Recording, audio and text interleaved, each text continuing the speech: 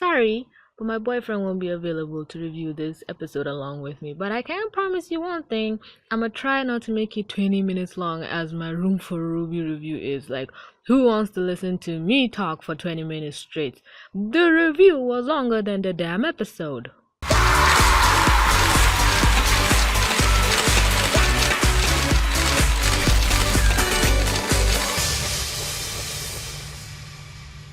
As soon as I saw the TV-14 age rating, I was just gone. I just had so much high hopes for this. Then we have the scene of just towns being destroyed. You can see a silhouette of it just dying, and then a mother, her daughter, and a baby, they're running away, and then we see all those cockroach like robots that I really hated as a kid come out. I really loved seeing Jack slice them when I was younger. And it doesn't make sense how all of them were coming after like this small band of people. Like, isn't that a little bit too much overkill? But then you see them communicate like I love you too, and they're there accepting death, and then Jack comes in and destroys everything. Like, at first, when I saw promo images, I saw an image of Jack's mask, and I was like, I hope this is not another character. And then we also in the promo images, you see a picture of the daughters of Aku and one specific daughter. I also thought they were spoilerish, but I'm gonna confuse you. Stay with me here.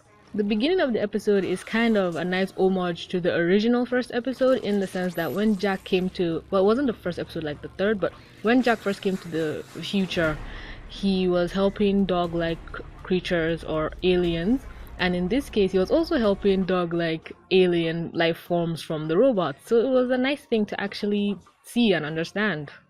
We have this opening montage that I don't think it's the new intro. It just seems like something cool, because even in the first two episodes of Samurai Jack season 1, I don't think they had the original intro played in them. Correct me if I'm wrong. And this whole time, mind you, I have just been watching this whole thing with like hawk eyes, like, okay, what feels different, what feels off. I don't really watch an episode critically and trying to find fault in it. I just try to watch it and enjoy it for what it is. But in this case, I was a little too nitpicky, trying to find something wrong to just bash about or hate it, which is not like me. But with all the shows that have been rebooted or brought back, Powerpuff Girls, Teen Titans, whatever, I feel like this Samurai Jack one hit home more, because if it sucked, I would have given up on everything. You have no idea, like video game movies, adaptation to whatever, I've lost hope. Like, Samurai Jack was my last faith in the cartoon making process, or whatever you call it, and they really paid off. Then we started seeing this little cult of women, which a part of my brain actually feels is acceptable, because in a world like this, I won't be surprised if one woman wants to harbor the child of the devil. It reminded me of that DC movie that came out, Young Justice, no, what am I talking about? Teen Titans versus Justice League, where Raven gives a backstory of how she was born, and it was her mother actually sleeping with her dad, which, what was his name again? What was Raven's dad's name? Dormammu? No, that's Doctor Strange. Trigon, yeah. Just like how she was conceived by her mom. I was gonna be vulgar, you know what, fuck it. Raven's mom sleeping with Trigon. So in this case, I'm sure one of the women offered themselves up to Aku, which is also kind of weird, because you think, okay, Aku has a dick, okay, Aku has sperm, okay, oh, ugh. Sorry to any kids watching. I'm just trying to understand what's happening here. Aku is not really a male or anything. He's just an entity of evil. But I'm getting too much into one specific. Aku sires children with a woman, and this woman gives birth in agonizing pain to 7 children, tuplets or whatever. I'm gonna write the correct name for it on the screen or whatever. And all these girls come out black. At first I thought it was like shadow or design, but Aku is black, so his kids will come out black, which is kind of funny in today's society. But hey, power to you, animators. We have the women worshipping the living daylight out of Aku, which will be very funny, because I know with like 98% certainty that Aku does not know these women's existence. He probably visited them once and then put his seed in the mother and then left. And then after that, they're like, Aku, he will visit us again once these girls kill these person. Like, oh boy, they're in for a big disappointment. Maybe they fail or even succeed or something, and they're trying to get help from Aku, and he's just like, I don't remember who you are. And let's just, the scream of pain from this mother. Oh my god, this scene was just so perfect. I like movies that have people that were born and grow up to train and become one specific thing. There was a Chinese movie a while back, I think I watched, I don't know how, of a person going and picking out talented girls and putting them on an island and relentlessly training them. Like, oh my god, I like that. And for the fact that they've adapted it to a cartoon format is great. And then we have Jack. Oh god, Jack, he's really going insane, you guys. Seeing his parents, dead people, that terrifying horse figure we saw in the trailer that right now is really trying to scare me. I was right. Like I said, Jack is insane. What he's been through. Oh god. Why? And then we see Jack not even going and helping people. Like when you see that smoke, you know people are in danger. But Jack didn't go to help them, and it's like, okay, that seems off. Maybe Jack has more than once seen that smoke and not helped them. Then he gets tormented by these visions and then goes and helps them. So it's like, okay, this thing has been following him, has been tormenting him. Then we go back and see the training of the daughters of Aku, and you recently see one of them. They signaled her out, they made her very prominent. She's like the runt of the litter. I'm sorry for using that term, but in cats there's always that, when a cat gives birth, there's always that one cat that isn't like among, quote unquote. And when this one, Asha, is one of them, she sees the light, she wants to go and see the world, how pretty it is. But then I don't know if that woman is their mom or not, because the woman that gave birth, they dressed her and then put the helmet on her. But in the after credit scenes, you see mother and high priestess, so we don't know which is which.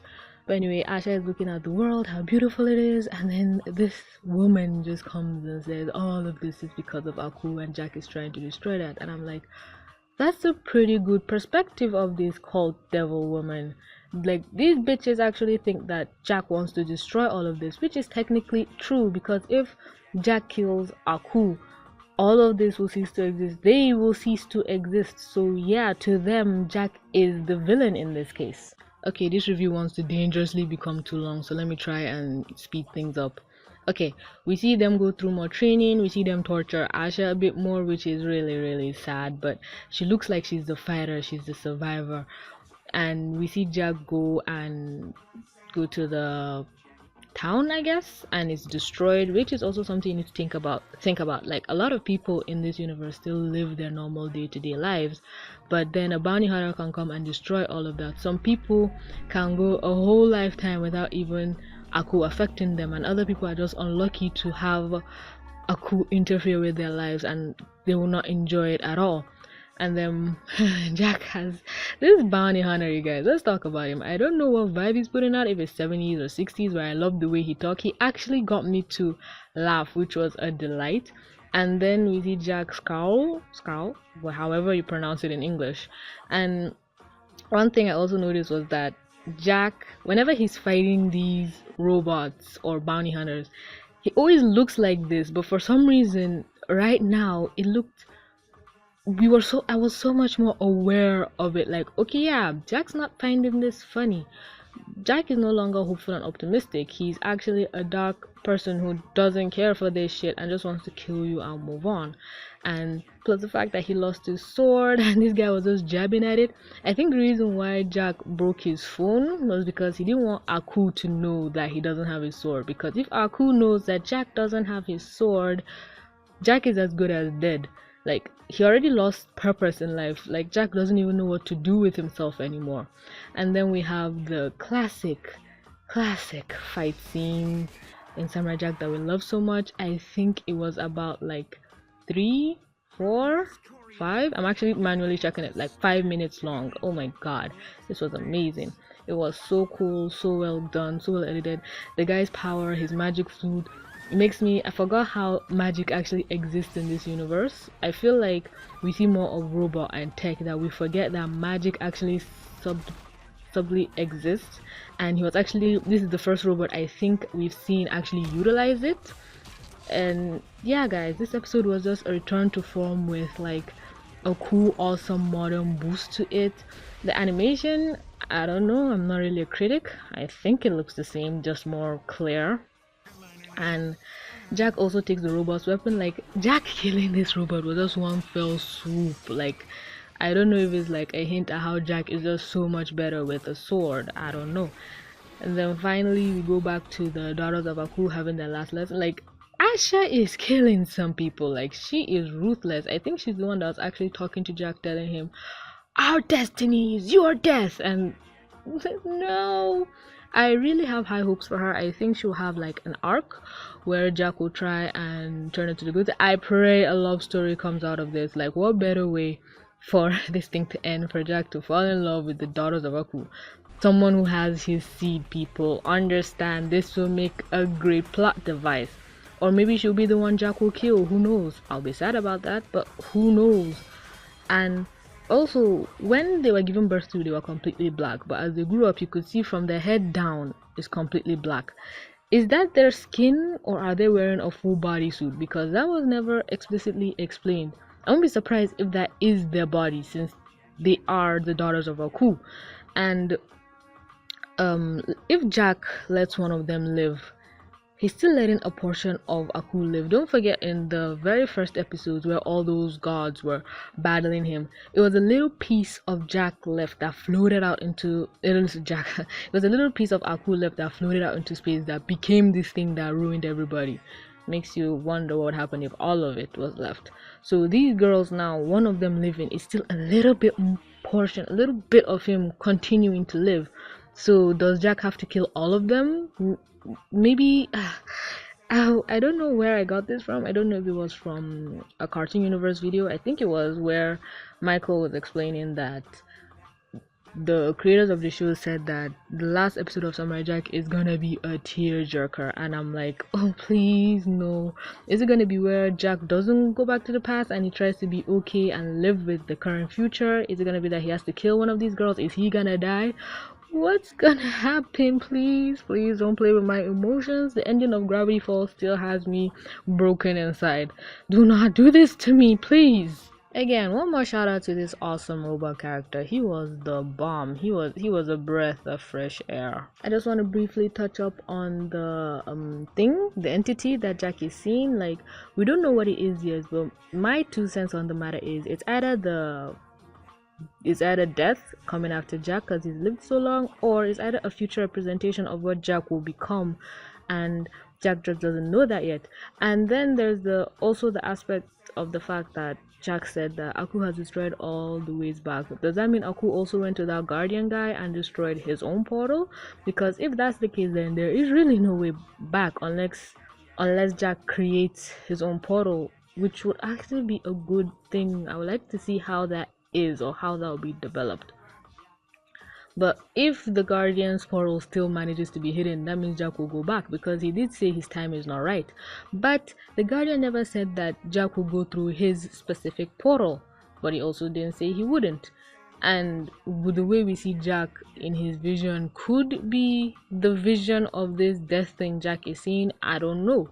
But we are gonna have to wait and see, and I just cannot wait. This thing ended on a beautiful cliffhanger that just eats at my soul, with the daughters of Aku fully dressed, their mask gold and menacing, them coming after Jack. And then I just saw the end screen just go Jack, and I'm like, god damn it, I didn't want it to end so soon. Why me? I can't wait a week for this. Like, with Game of Thrones, I can normally wait a week. Sometimes I can let episodes pile up if I'm busy, but with this one, I just can't do it, you guys. I want that episode now. I need leaks now. Well, this review really turned out longer than I thought, and I still know I am certain that I am forgetting a shit ton more. I'll try and write anything that comes to mind if I remember it while editing. I hope I don't remember it while I hit render or upload. And yeah, also lastly, Aku's new voice actor, it's Uncle Iroh. Funny enough, Uncle Iroh's voice actor is Mako, and Mako is in Avatar: Legend of Korra. And not only did I think it's Mako replaced the old voice of Iroh after the old voice of Iroh died, and now here, where Iroh also voiced Aku, he replaced him. So Mako is as the perfect replacement for the old voice of Iroh, and I don't even know his name. I hope I just didn't screw people's brains up, but it's hard to imagine that the voice actor of the nicest cartoon character in existence is also voicing the most evil cartoon character entity in existence. I just love that dynamic. But anyway, in this episode, his voice actually sounded off at first, and I'm like, that's not how cool. But when I watched it again, I'm like, well, it's serviceable and it's through the phone, and I can't make any proper like critique or review of the voice with just like 3 seconds or 0.3 seconds. I need to hear more before I can actually make a proper verdict. Anyway, that will be all from me, you guys. I am under my blanket, my neck is bent at an awkward angle, and I can't breathe, and I'm sweating up a storm. Anyway, thanks y'all so much for clicking to watch. Please don't forget to read my books on Wattpad and support me on Patreon. And as always, don't forget to like, comment, subscribe, and stay awesome. This is TVC signing out.